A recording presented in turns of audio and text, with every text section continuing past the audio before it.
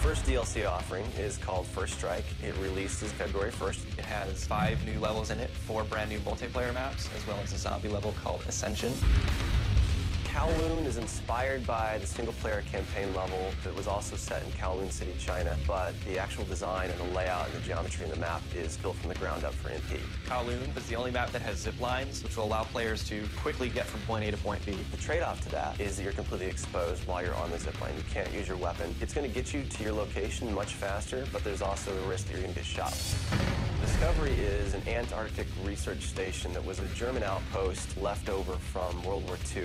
The two sides of the map are divided by a deep chasm. You're always kind of fighting for control over that crossover from one side of the map to the other. My tips for Discovery is really just learning the layout of the map, understanding how that chasm can impact the flow of the gameplay, and always being conscious of the exposure that you have to long-range weapons. You might be on a snow bridge and somebody throws a grenade, which collapses the floor around you.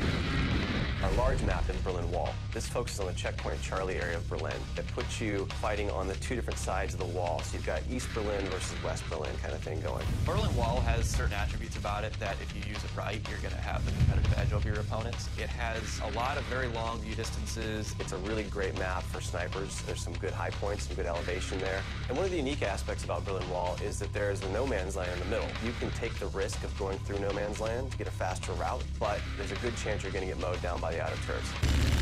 The Stadium is one of my favorite maps. I am a running gunner, so I tend to like that map. It's going to provide those close quarter players tight adrenaline, action-packed experience. So never underestimate the value of tactical insertion, and always be checking your corners and realize that these engagement distances are going to be really small, so use that to your advantage. I think it's going to cater to a lot of the players who just like the frenetic style of gameplay that Call of Duty has to offer.